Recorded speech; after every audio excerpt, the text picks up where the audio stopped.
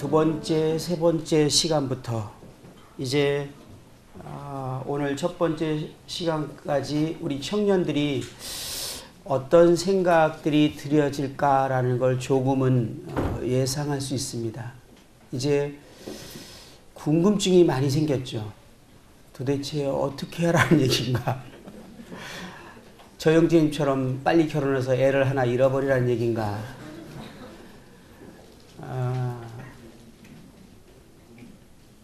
어제 들은 말씀에 정말 우리의 모든 그 행동 하나하나를 정말 이것이 정말 그 육신인가? 뭐 그러면 어떻게 하는 것이 육신이 아닌가? 뭐 다양한 생각들을 하실 거라고 생각이 들어집니다. 예, 좋은 시간입니다. 제가 원하는 시간이고요.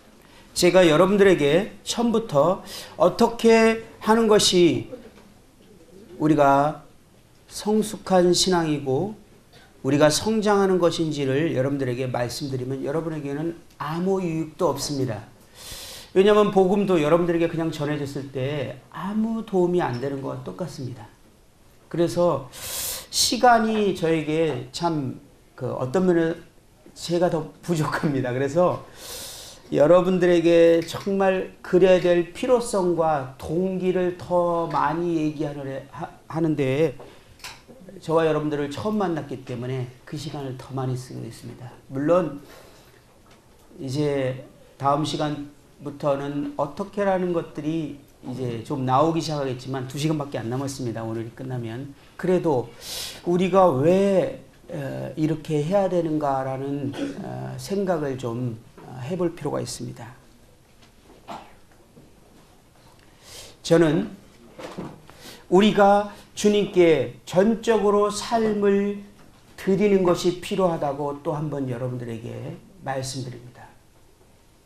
여러분의 삶을 온전히 주님께 드리십시오. 청년 때 가능합니다. 제가 만난 청년들은 정말 세상을 즐거워하고 좋았던 청년들도 이 말씀에 다 반응하고 자신을 드리기 시작했습니다. 왜? 청년이기 때문에 가능합니다. 첫날 말씀드렸지만 기호는 좀 상황이 달라요. 딸린 게 많잖아요. 버릴 게 여러분보다 훨씬 많습니다. 그래서 결단하기 어려워요. 근데 여러분들은요, 결단할 수 있어요. 저는 모르겠어요. 이 말씀 듣고 있는 여러분의 인도하시는 형제님과 부모님들이 가슴이 철렁철렁할지 모르지만 저는 여러분들을 정말 사랑하기 때문에 모든 것을 버리고 주님을 따르라고 말씀드리고 싶습니다. 그런 모든 걸 버리고 주님을 따르면 주님이 여러분을 사용해서 여러분들이 주님을 위해서 살아가는 일이 벌어집니까? 절대 그럴 일은 없습니다.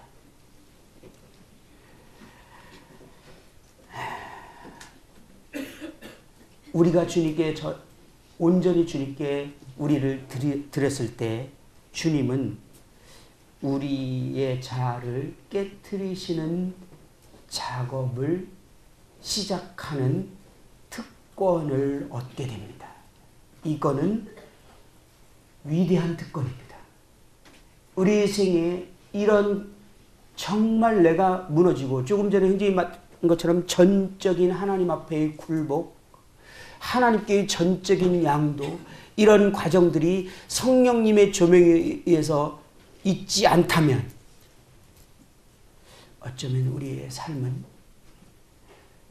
주님 앞에 섰을 때 후회할 수 있습니다. 주님은 우리를 사용할 수 없습니다. 사실은. 주님은 결코 육신을 기뻐하지 않습니다. 주님이 이것을 원하지 않아요.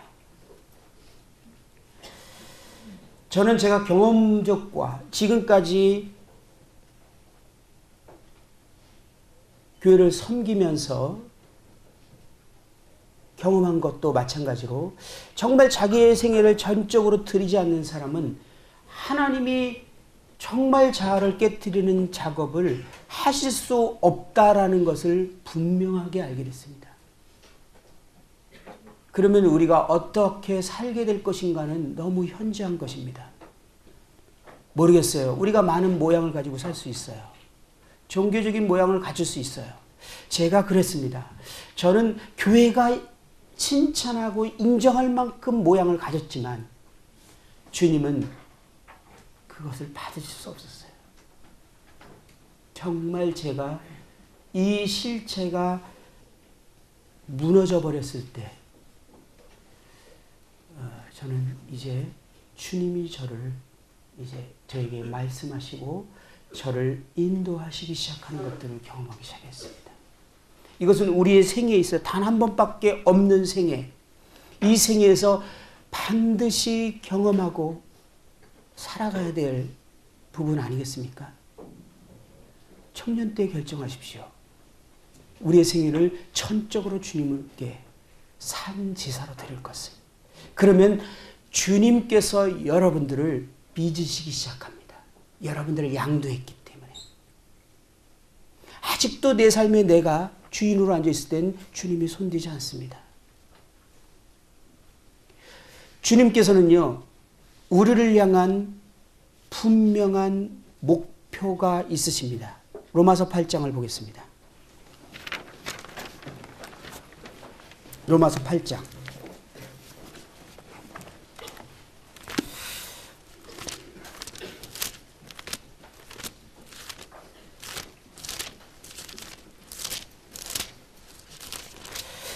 (28절)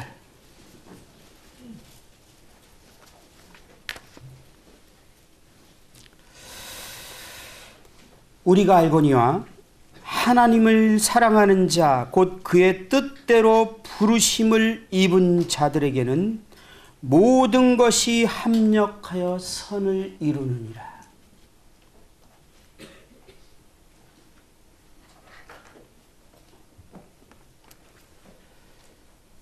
하나님을 사랑하는 자, 하나님을 마음과 힘과 목숨과 힘과 뜻을 다해서 하나님을 사랑하는 자, 곧 그의 뜻대로 부르심을 입은 자들에게는 모든 것이 합력하여 선을 이룬다고 했습니다. 이 선이 무엇입니까? 이어지는 29절을 보면 이해할 수 있습니다.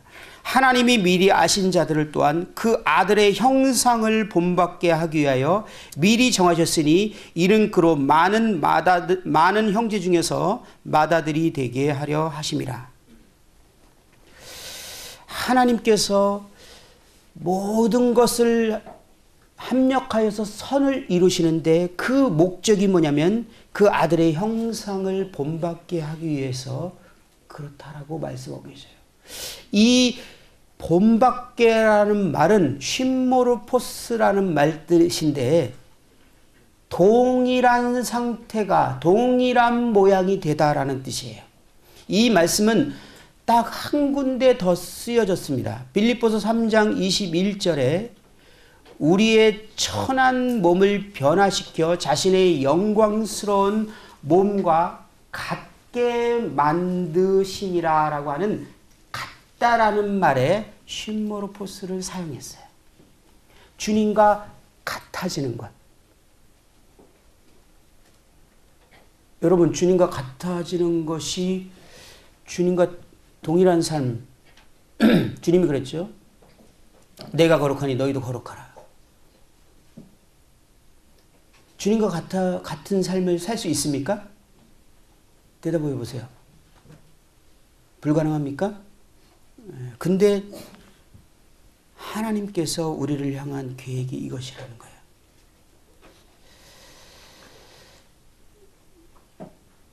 이 주님과 같아진다라는 의미는 우리가 주님의 형상을 본받게 된다는 이 의미는 예수님과 똑같이 살아간다라는 의미입니다. 우리의 노력으로 예수님과 같이 산다는 것은 불가능하죠. 저는 이것에 대해서 정말 너무 처절하게 경험한 시간을 가졌던 것 같습니다. 지금도 역시 그 부분을 느낍니다.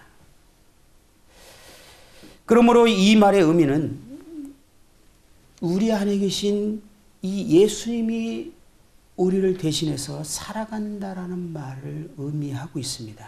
우리가 아니라 우리 안에 계신 그리스도입니다. 고린도후서 4장 7절에 보면 우리가 이 보배를 질그릇에 가졌다 이렇게 말하고 있습니다. 우리는요 정말 질그릇 같은 존재고 우리 안에 계신 주님이 진짜 우리의 새로운 생명입니다. 우리의 이 아담으로부터 물려받은 이 육신은 진정한 우리가 아닙니다. 그런데 이 육신 때문에 진정한 이 그리스도의 새 생명이 빛을 발휘하지를 못해요. 그래서 하나님께서는 이 자아를 정말 의지하지 않고 철저히 이 자아에 대한 혐오와 이 자아를 깨트리는 작업을 통해서 정말 우리가 전적으로 주님을 의지하고 주님 우리 안에 계신 그 주님께서 우리와 함께 사시는 것들을 경험하는 대로 이끌어 가고 계십니다.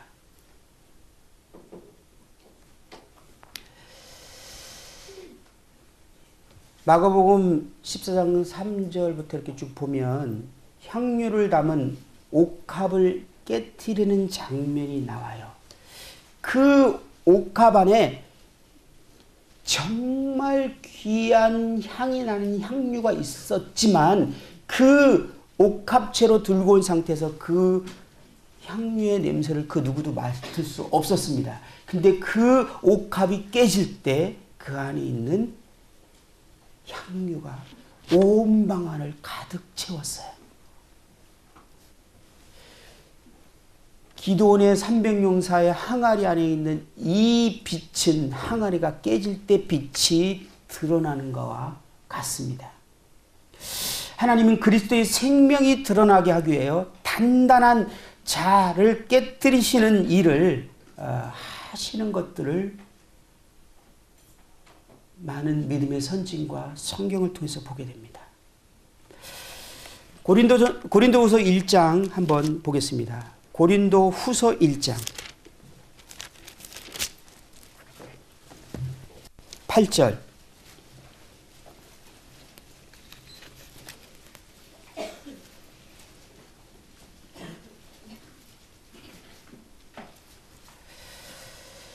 여기 보면 형제들아 우리가 아시아에서 당한 환난을 너희가 모르기를 원하지 아니하노니 힘에 겹도록 심한 고난을 당하여 살 소망까지 끊어지고 우리는 우리 자신이 사형 선고를 받은 줄 알았으니 이는 우리로 자기를 의지하지 말고 오직 죽은 자를 다시 살리시는 하나님만 의지하게 하심이라. 저는 바울이 자기의 생애를 전적으로 주님께 드린 것을 저와 여러분은 알고 있습니다. 그리고 바울은 이 주님을 위해서 살아가는데요. 유독 이 바울이 많은 고난을 겪습니다. 저는 바울이 많은 고난을 겪을 때 그가 주님의 뜻을 행하고 복음을 전하기 위해서 고난을 받는 거라고만 생각했습니다. 예, 일정 부분이 맞습니다. 그러나 그것이 전부가 아니었습니다.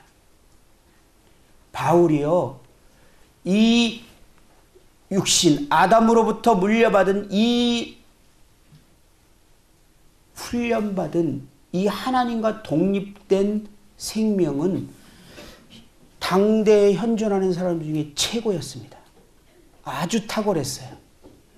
지식과 많은 것들을 겸비했어요.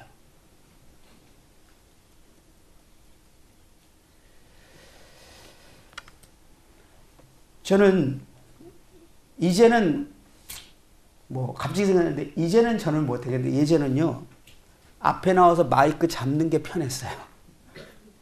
거기 앉아있는 것보다 앉아있으면 답답해요. 나와서 마이크 잡고 있는 게 편해요.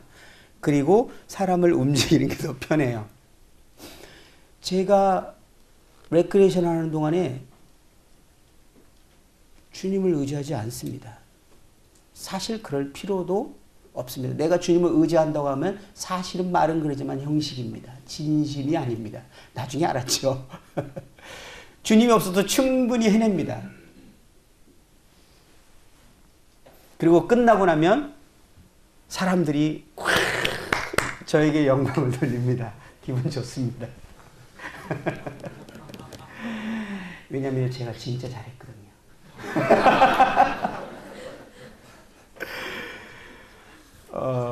학생 캠프 쪽에 관해서는 대한민국에 제가 거의 1인자였습니다.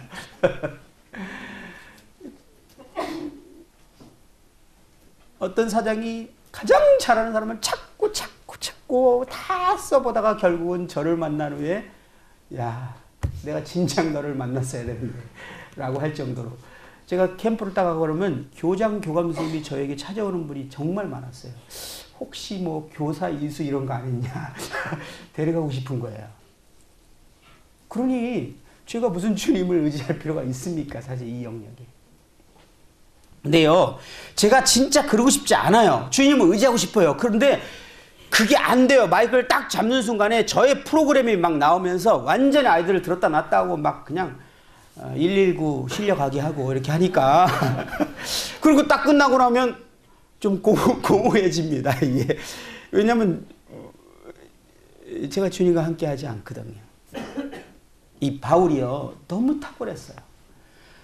어떤 상황이 그러고 싶지 않았을 거예요. 그런데요, 이 자기의 경험과 데이터가 자꾸 나와요. 이게 안 돼요. 사실은. 그러니까 주님 편에서 도움을 주시죠. 이 육신은, 자아는 내가 십자가에 못 박지를 못해요. 주님이 못 박아버렸어요. 주님이 하시더라고요. 그래서 바울이에게 하나님이 고난을 딱 주셨어요. 이 바울이 어떻게 했을까요? 기도와 막 다양한 하나님을 의지하고 매달리면서 그것을 헤쳐나갑니다. 이것 봐라. 내가 이 고난을 주는데 이걸 헤쳐나가네. 그럼 좀 더 센 거를 한번 줄까? 또 센 거를 딱 줍니다. 야, 바울 대단합니다. 이거 헤쳐나갑니다. 그래? 네가 그렇게 잘 헤쳐나갈 능력이 있어? 그래. 이번에도 한번 하나 봐. 제가 긴 시간을 짧게 얘기합니다. 딱 하나님이 코스로 집어넣는데 바울이 어떤 상태냐면 살 소망이 끊어졌다. 끊임없이 상황을 피했지만 이제는 이 상황은 도저히 내가 피할 수 없는 상태, 살 소망이 끊어졌어요. 아, 오늘 드디어 여기서 죽는구나. 이제는 더 이상 어떻게 할 답이 없구나. 여기서 죽을 수밖에 없구나. 그리고 아마 바울은 죽을 각오를 딱 했어요. 살 소망이 끊어졌다는 건 죽겠다는 거잖아요. 오늘 죽는다. 확신한 거예요. 죽는구나. 소망이 없다. 살 가능성이 없다. 이제 여기선 죽는다. 라고 딱 마음을 먹었는데 눈 질끈 감았는데 안 죽는 거예요. 그렇게 살라고 발버둥 때는 또 코스로 가고 그냥 죽을 똥 살 똥 코스로 몰더니 이제는 이제 더 이상 여기서 내가 버틸 힘이 없어. 그러고 손 딱 들었는데 죽을 줄 알았더니 산 거야. 이게 뭐지?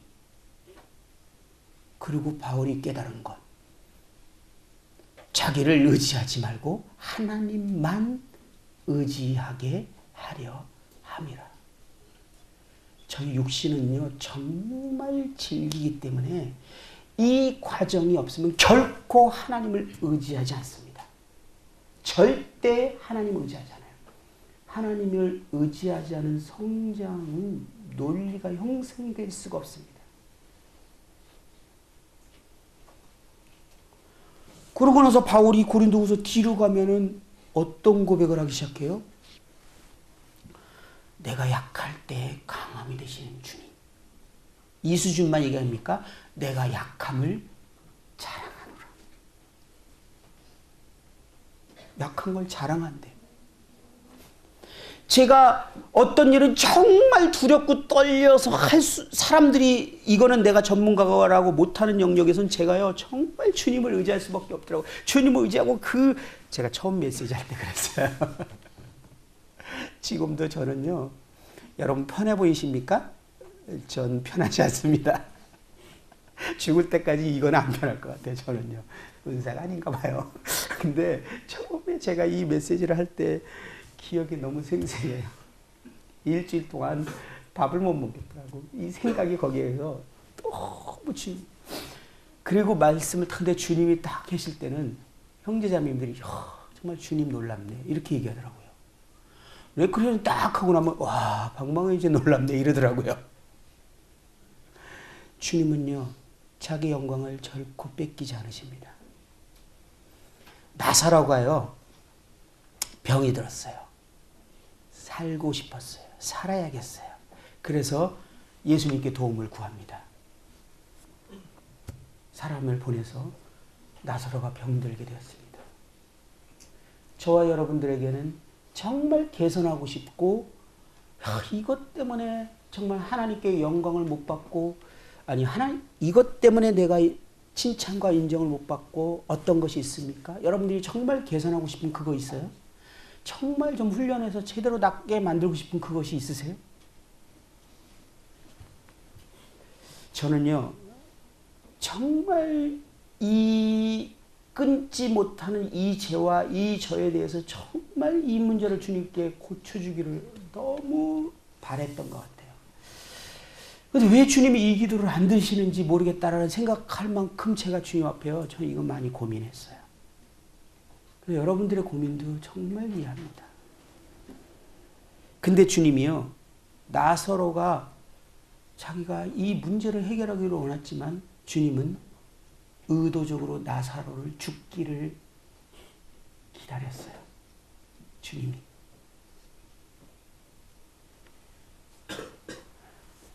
나사로가 죽었어요.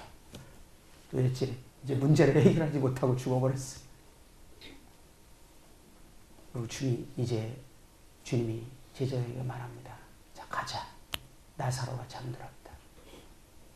그리고 주님께서 나사로를 이제 살립니다. 이 새로 살아난 나사로는 이제 그 삶의 존재 자체가 하나님의 영광을 드리기 시작합니다. 나사로 그 뒤에 이어져 보면은 예수님께서 이제 또 한 곳에 계셔서 사람들이 예수님을 보러 막 옵니다. 근데 거기 보면 나사로도 보기 위해서 사람들이 왔다 이렇게 써 있어요. 그리고 나사로로 인해서 사람들이 하나님께 영광을 돌립니다. 우리가 진정으로 우리를 통해서 주님이 나타나고 주님이 사시고 주님이 드러나게 하려면 하나님은 눈을 질끈 감고 우리를 죽음 가운데 모셔야만 끌고 가야만 합니다.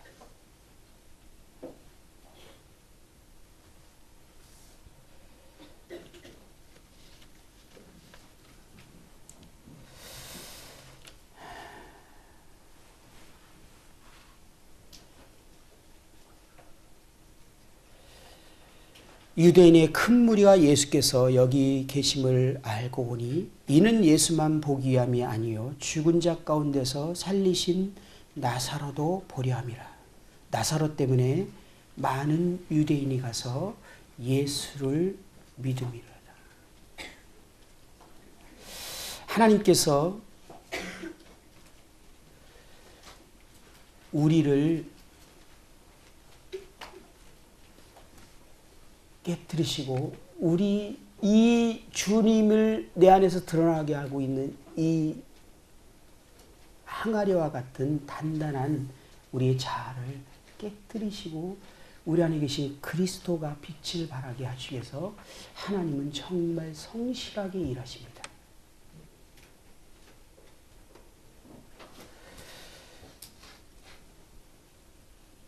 시편에는 하나님은 우리를 괴롭게 하심은 성실함으로 말미암음이다라고 이렇게 말하고 있어요. 하나님이 우리를 괴롭히는데요, 엄청 성실하시대요.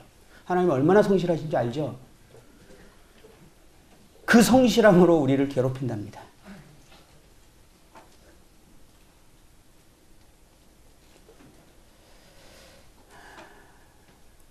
이스마엘은 내어 쫓겨나야 합니다. 이스마엘이 이제 태어나서 잘 살고 있는 듯 하다가 이삭이 태어나서 큰 잔치를 베푼 후에 이스마엘을 내어 쫓게 됩니다. 우리의 육신은 정말 내어 쫓겨나야 됩니다. 이것은요, 토닥거리고 위로하고 위로받으려고 하는 존재가 아니에요.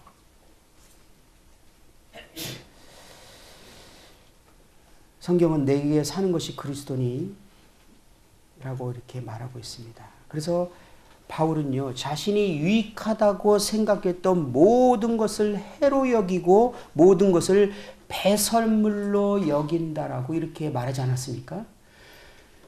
이 바울이요, 이 자기가 생각할 때 이 주님을 만나기 전에 유익하다고 생각했던 모든 것들이 오히려 주님을 의지하고 주님과 함께 동행하는 데 있어서 방해가 되고 있는 것들을 알게 된 거예요. 그리고 이것을 배설물로 여겼습니다. 그리고 그리스도 안에서 발견되려 함이라 이렇게 말하고 있지 않습니까? 여러분, 그리스도 안에서 발견돼야 합니다. 저 학생은 누군가가 저를 좋아했대. 저 학생은 이름이 무엇인데 서울대 다니고 있어요 라고 저에게 소개해 준다면 그 형제는 주님 안에서 실패한 인생입니다. 저 형제는 여차여서 박사학위를 지금 코스를 받고 있어 라고 저에게 소개한다면 그 형제는 주님 안에서 인생을 실패한 것입니다. 그리스도 안에서 발견되지 않습니다. 세상으로 발견되고 있어요. 여러분들이 정말 그리스도 안에서 발견되고 있습니까? 저 형제는 주님 안에서 어떤 형제야? 라고 다른 사람이 여러분에게 얘기해 줄 수 있어야 되지 않겠습니까? 한 번뿐인 인생인데 주님 안에서 성공해야죠.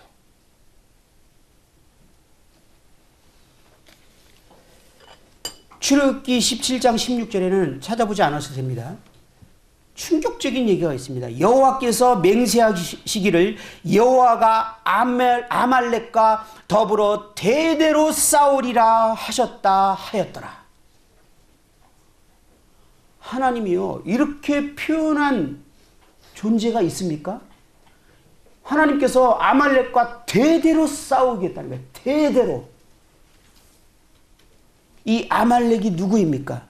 아말렉은 에서의 손자예요.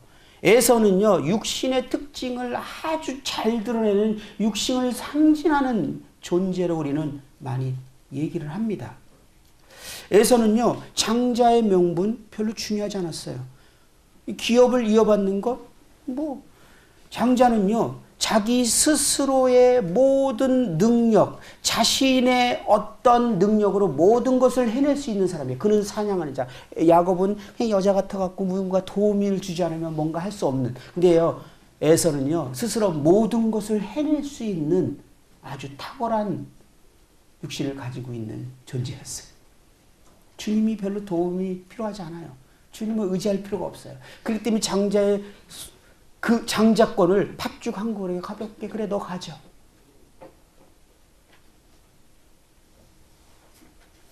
그는 독립적이며 자족적인 사람이었습니다.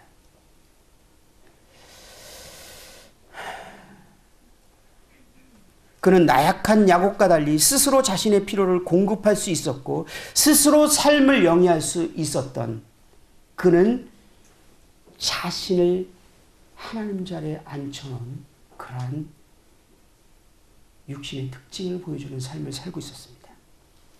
에서는 항상 육신을 상징하는 자였습니다.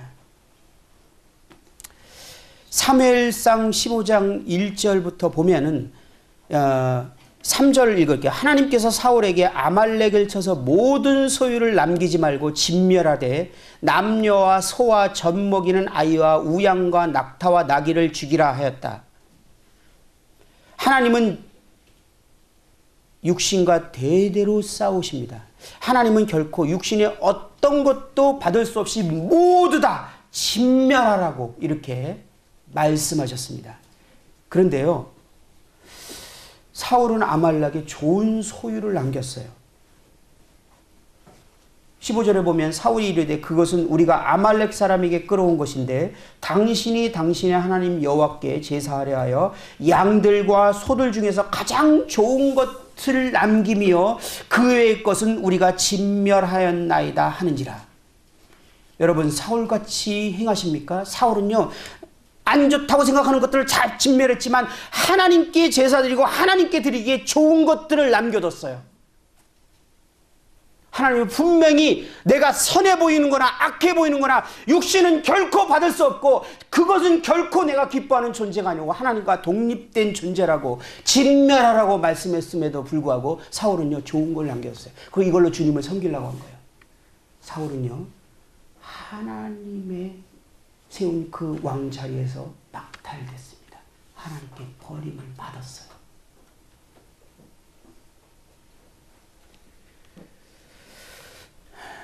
하나님은요 결코 육신의 좋은 모양도 받으실 수 없습니다. 사울이 얼마나 기가 막힌 육신을 갖고 있었는지 압니까? 당대 예수님 빼고 최고였다고 난 보아요.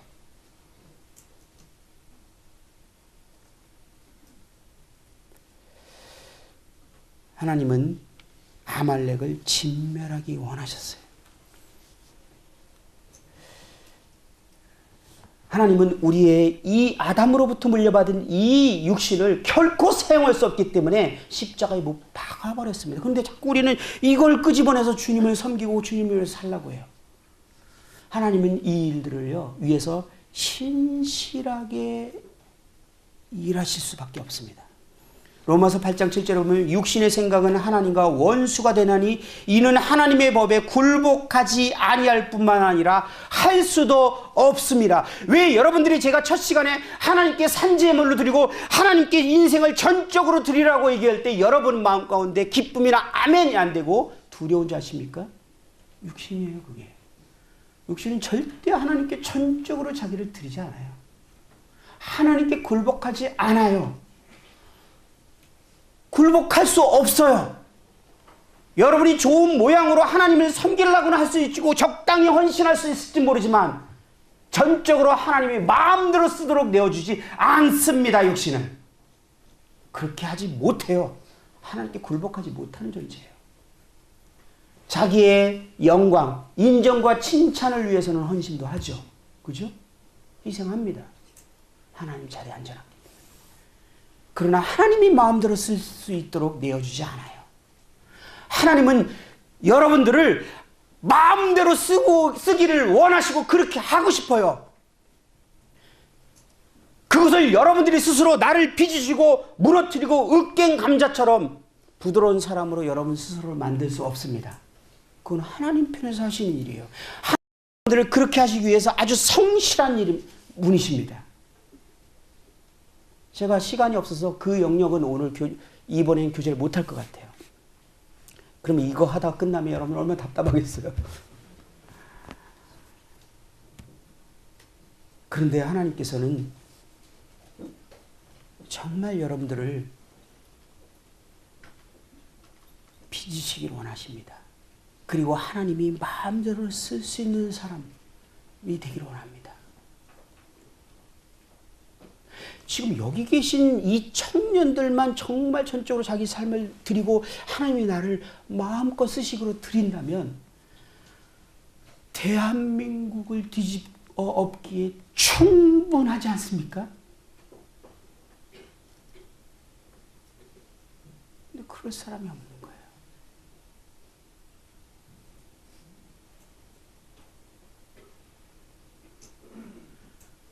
D.L. 무디가요, 이 메시지를 듣고 자기 생애를 전적으로 하나님께 양도하면서 하나님의 글을 놀랍게 쓰셨어요.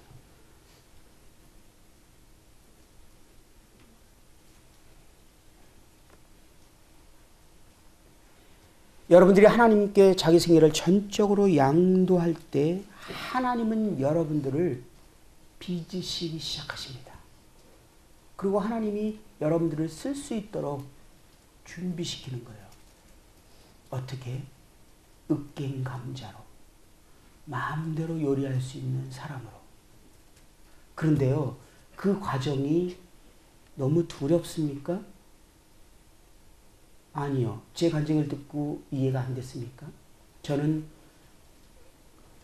그 상황에서 무엇을 깨달았냐면, 주님의 임재 가운데 살아갈 때는 그 어떤 것도 감당할 수 있는 힘이 주어진다는 걸 알았어요. 그 전까지는요, 고난이 두려웠어요. 제가 과연 주님에서 죽을 수 있을까? 사도 바울처럼 살 수 있을까? 저렇게 차라리 죽으면 좋겠는데 저렇게 매를 맞고 막, 야, 왜 이렇게 매도 자주 맞아? 왜 이렇게 자주 굶어? 강도 위험, 물의 위험, 자지 못함. 나 너무 힘든 부분 자지 못함. 여러분 피곤하죠? 40에 하나 감한매를 3번이나 맞고 태장으로 맞고 이거 진짜 저는 못할 것 같아요. 사도 바울은 도대체 어떻게 이걸 할 수 있었는가? 아니, 제가 그날 알았습니다. 이것이 가능하다는 걸. 저도. 주님과 동행, 주님의 임재 가운데 있을 때 우리는 이 고통 가운데 이해할 수 없는 기쁨과 넘치는 평안과 주님을 찬양하고도 남는 그 무엇이 우리에게 마게도니아 성도처럼 극한 환난 가운데 넘치는 기쁨. 왜? 전적으로 주님께 자기를 드렸기 때문에. 그리고 그들과 주님과 동행하기 시작. 그들이 주님과 동행하기 시작합니다. 극한 환난, 넘치는 기쁨. 이거는 우리의 능력이 아닙니다. 주님께로 오는 거예요. 여러분, 이것을 경험하고 싶지 않으세요? 이것을 경험한 사람은요, 이 길을 갈 수밖에 없어요. 그 안에서 주님이 주시는 그 임재의 기쁨과 이 만족은요, 그 세상 어떤 것하고 바꿀 수가 없어요. 제가 주님 아이를 또 잃는 사건이 일어날지라도 그 하나님과의 관계에 만족을 느낀다면 저는 그것을 선택할 것입니다. 다시 살더라도 그냥 빈발로 드리는 것이 아니에요. 그 하나님과 임재 가운데 누리는 이 놀라움은요, 이 세상이 할 수 없는 평안. 여러분, 세상이 할 수 없는 평안 진짜 경험해 보셨어요? 찬양은 많이 부르는데 이해하세요? 난 그때 그 평안을 이해할 수가 없어요. 평안을 넘는 기쁨. 이것은 주님이 하실 것인데요. 먼저 여러분이 선택하십시오. 전적으로 주님께 드리십시오. 주님이 일을 하실 것입니다.